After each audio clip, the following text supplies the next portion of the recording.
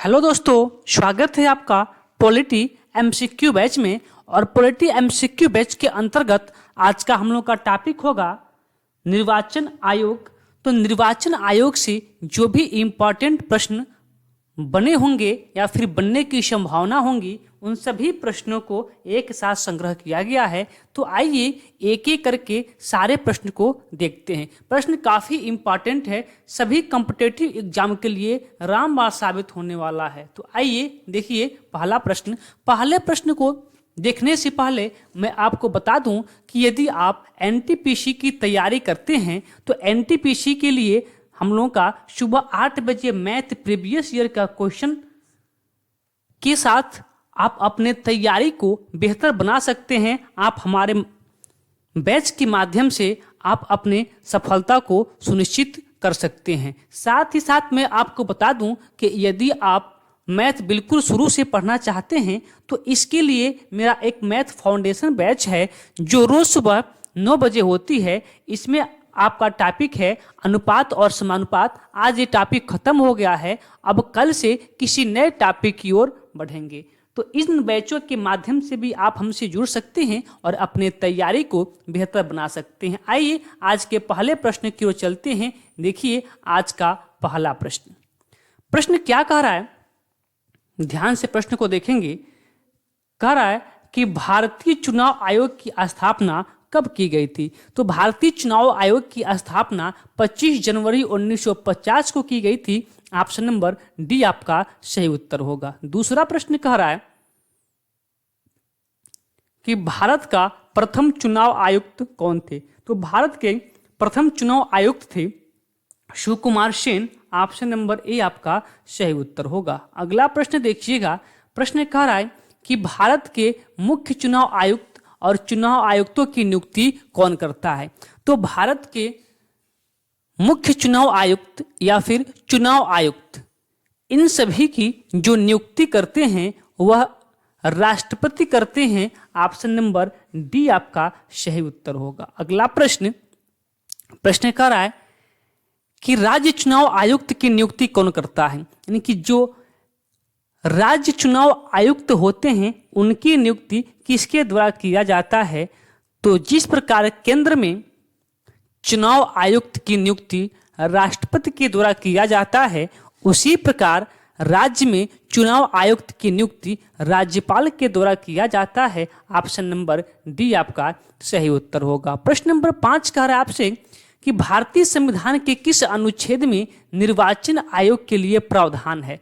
निर्वाचन आयोग का प्रावधान भारतीय संविधान के किस अनुच्छेद में है। तो अनुच्छेद आपका 324 है। ऑप्शन नंबर बी आपका सही उत्तर है। अगला प्रश्न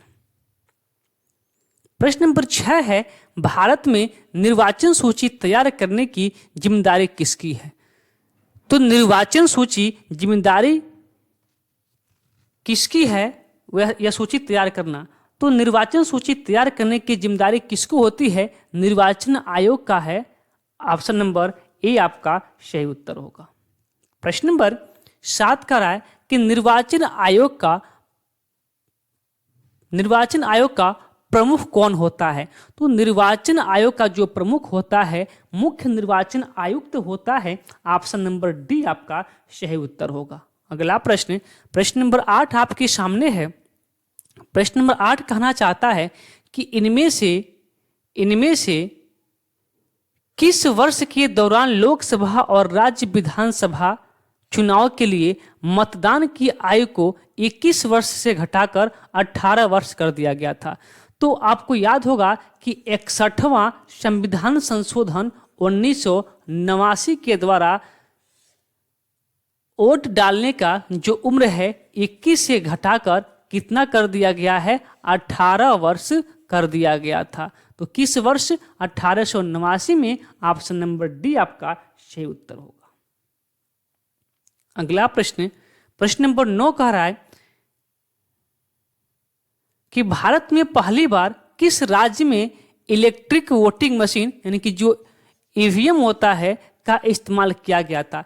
तो भारत में सबसे पहले जो ईवीएम से वोट डाला गया था वह डाला गया था केरल राज्य में। ऑप्शन नंबर सी आपका सही उत्तर होगा।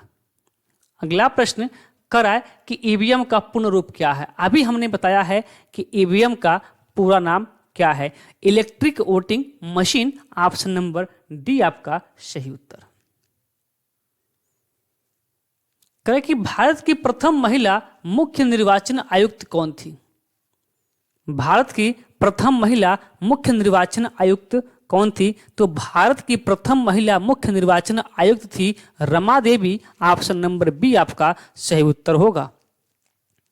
अगला प्रश्न, प्रश्न नंबर 13, निम्नलिखित में से कौन सा काम निर्वाचन आयोग का नहीं है। कौन सा काम निर्वाचन आयोग का नहीं है।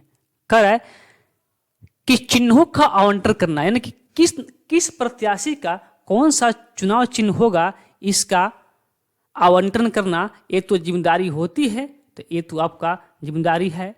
निर्वाचन तारीखों तय करना ये भी उसकी ही जिम्मेदारी है। चुनाव की निष्पक्षता बनाए रखना ये भी निर्वाचन आयोग की जिम्मेदारी है। चुनाव के लिए उम्मीदवारों का चयन करना ना बिल्कुल नहीं। उम्मीदवारों के लिए चुनाव के लिए उम्मीदवारों का चयन करना यह निर्वाचन आयोग की जिम्मेदारी नहीं है। तो वही कर था कि कौन नहीं है, तो ऑप्शन नंबर डी आपका दिए गए प्रश्न का उत्तर होगा। अगला प्रश्न कर रहा है कि भारत में मुस्लिम लीग की स्थापना कब हुई। भारत में मुस्लिम लीग की स्थापना कब होती है, 1906 ईस्वी में होती है, ऑप्शन नंबर सी आपका सही उत्तर होगा। अगला प्रश्न कर रहा है कि निम्नलिखित में से CEC का अर्थ क्या है। CEC का अर्थ क्या है। चीफ इलेक्शन क्या दिया, चीफ इलेक्शन कंट्रोलर, ना कंट्रोल नहीं, central election commission, chief election commissioner, option number C. ठीक है, चलिए अगला प्रश्न, भारत के मुख्य निर्वाचन आयुक्त को उनके पद से कौन हटा सकता है। कौन हटा सकता है चुनाव आयुक्त को उनके पद से, तो चुनाव आयुक्त को उनके पद से हटा सकते हैं कौन, संसद के दोनों सदन के जो सदस्य होते हैं वो अपने कानून बना के बहुमत के माध्यम से हटा सकते हैं। अगला प्रश्न कह रहा है आजादी के बाद भारत में पहले आम चुनाव कब हुए थे। देखिए दो चुनाव होता है, एक आम चुनाव होता है और एक उपचुनाव होता है। मैं बताने का प्रयास करता हूं, आप सुनिएगा। देखिए पहली बार तो आम चुनाव हुआ था 1951-52 में, ऑप्शन नंबर सी आपका सही उत्तर हो जाएगा। ठीक है ना। अब सुनिए आम चुनाव क्या होता है, उपचुनाव क्या होता है। आम चुनाव जो होता है प्रत्येक 5 वर्ष के बाद जब लोकसभा भंग होती है, तो प्रत्येक 5 वर्ष बाद जब लोकसभा के सदस्यों का कार्यकाल समाप्त होता है तो उसके बाद से जो चुनाव होता है उसे कहा जाता है आम चुनाव। ठीक है, लेकिन मान लीजिए कि किसी कारणवश से किसी निर्वाचन क्षेत्र का जगह खाली है या फिर एक ही प्रत्याशी 2 जगह चुनाव जीता, 2 जगह से चुनाव लड़ा और दोनों जगह चुनाव जीत गया, तो स्वेच्छा से किसी एक जगह को उसे छोड़ना पड़ेगा। अगर मान लीजिए कि ये जगह छोड़ दिया उसने, तो 6 महीने का अंदर निर्वाचन आयोग द्वारा इसका चुनाव करवाना क्या होता है, तय होता है। तो इसके बाद से जो यहाँ पे चुनाव होता है उसे कहा जाता है उपचुनाव। क्या कहा जाता है, उपचुनाव कहा जाता है। बोलिए बातें क्लियर ना। आइए आगे चलते हैं। करें कि नोटा के विकल्प को कब भारतीय मतदान प्रणाली के हिस्से के रूप में शामिल किया गया था। नोटा ये सबसे नीचे वाला बटन होता है जिसमें कहा जाता है कि इसमें से कोई नहीं, यानी कि जो भी प्रत्याशी हैं उनमें से आप किसी को वोट करना नहीं चाहते हैं। ठीक है, तो इसकी शुरुआत कब होती है, तो इसकी शुरुआत होती है 2013 में। ठीक है, इस नोटा में बहुत पावर होता है। यदि किसी भी मतदान स्थल पे 30% से अधिक वोट नोटा पे जाता है तो फिर उस क्षेत्र का चुनाव करवाना क्या होता है, तय होता है। उस बूथ के जितने मतदातागण होंगे पुनः उनको वोट दिलवाया जाता है, इतना नोटा में पावर होता है। अगला प्रश्न कह रहा है कि भारत के मुख्य चुनाव आयुक्त का कार्यकाल कितना होता है। जो चुनाव आयुक्त होते हैं उनका कार्यकाल क्या होता है, 5 वर्ष की अवधि या 65 वर्ष, 6 वर्ष की अवधि या 70 वर्ष, 6 वर्ष के बाद या 65 वर्ष। ऑप्शन नंबर सी 6 वर्ष के बाद या 65 वर्ष, जो पहले हो जाए वह मुख्य चुनाव आयुक्त का क्या हो जाएगा, कार्यकाल हो जाएगा। अगला प्रश्न, प्रश्न नंबर 20 का राय कि केंद्र और राज्य की व्यवस्थापिकाओं के लिए मतदान की न्यूनतम उम्र सीमा 21 से घटाकर 18 वर्ष की गई थी। कब? तो अभी हमने आपको बताया था कि 21वां संविधान संशोधन 1989 के द्वारा भारत में मतदान करने की जो न्यूनतम सीमा है 21 वर्ष से घटाकर 18 वर्ष कर दिया गया था। ऑप्शन नंबर सी आपका सही उत्तर। 21 नंबर प्रश्न का है कि संविधान के किस अनुच्छेद में वयस्क मताधिकार को मान्यता दी गई है? किस अनुच्छेद में वयस्क मताधिकार का मान्यता दिया गया है? तो वयस्क मताधिकार किसमें है? आर्टिकल 326 में। ऑप्शन नंबर सी आपका सही उत्तर होगा। 22 का राय कि राष्ट्रीय मतदाता दिवस कब मनाया जाता है? तो जब निर्वाचन आयोग की स्थापना होती है उसी तिथि को मतदाता दिवस के रूप में मनाया जाता है, अर्थात ऑप्शन नंबर ए आपका सही उत्तर होगा। अगला प्रश्न देखिए, करें कि भारत में मतदाता की न्यूनतम आयु क्या है? तो वर्तमान में मतदान करने की जो न्यूनतम आयु है वह 18 वर्ष है। Option number A. प्रश्न नंबर 24 का राय कि निम्नलिखित में से किस एक्ट ने मुसलमानों के लिए अलग मतदाताओं के रूप में पेश किया था? किस एक्ट ने, निम्नलिखित में से किस एक्ट ने मुसलमानों के लिए अलग मतदाताओं के रूप में पेशकश की? तो किया था 1909 का जो एक्ट था, 1909 का जो एक्ट था, ऑप्शन नंबर बी। ठीक है, चलिए अगला प्रश्न, कि किस प्रकार के शासन में शासकों का चुनाव लोग करते हैं? किसमें? लोकतांत्रिक जो देश होते हैं उसमें शासन का जो चुनाव होता है वह जनता के द्वारा किया जाता है, इसीलिए इसे लोकतंत्र कहा जाता है।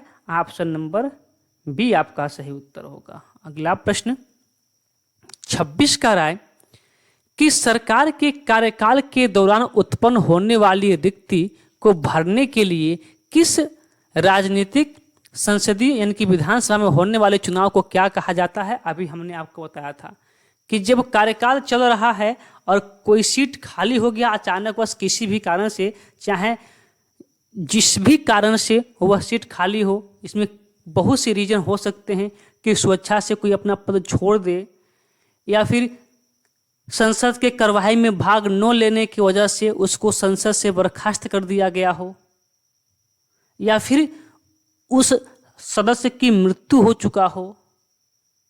ठीक है, बहुत से रीजन हो सकते हैं, या फिर 2 जगह से चुनाव जीता हो और 1 जगह स्वेच्छा से छोड़ दिया हो। ठीक है, तो उन सभी क्षेत्रों में जो चुनाव होता है उसे उपचुनाव कहा जाता है। Option number A. 27 नंबर प्रश्न कह रहा है कि भारत में लोकसभा चुनाव कौन आयोजित करता है? भारत में जो लोकसभा सदस्यों का चुनाव होता है वह कौन आयोजित करवाता है? तो वह करवाता है निर्वाचन आयोग। Option number A. प्रश्न नंबर 28 आपके सामने है। 28 का राय कि भारत के विभिन्न राजनीतिक दलों को राष्ट्रीय या क्षेत्रीय दल का दर्जा देने का अधिकार किसको है? तो वह किसको है? चुनाव आयोग को है। Option number B. अगला प्रश्न कह रहा है कि निम्न में से कौन भारत के राजनीतिक दलों को मान्यता प्राप्त करता है? तो राजनीतिक दलों को मान्यता प्राप्त करने का अधिकार किसको है? भारत का निर्वाचन आयोग। Option number D. अगला प्रश्न करें कि दल बदल निरोधक अधिनियम किस तिथि को अधिनियमित हुआ था? तो दल बदल निरोधक अधिनियम कब पारित हुआ था? तो वह हुआ था 1985 में। अच्छा, सब में लिखा 1985, तो महीना शायद फरवरी का था, महीना आपका फरवरी का था। तो ऑप्शन नंबर सी आपका सही उत्तर हो जाएगा। बातें क्लियर ना? तो चलिए आज के मात्र यही निर्वाचन आयोग से हमने 30 प्रश्न ले रखा था और इन 30 प्रश्नों को हमने अच्छे से देख लिया। 30 प्रश्न अपने आप में बहुत इम्पॉर्टेंट थे। तो चलिए अभी मुलाकात होगी अपने इतिहास वाले बैच में। इतिहास बैच का जो टॉपिक होगा वो हो रहा है गुलाम वंश। तो चलिए फिर मिलते हैं 8 बजे इतिहास MCQ बैच के साथ। तब तक के लिए आप सभी को धन्यवाद।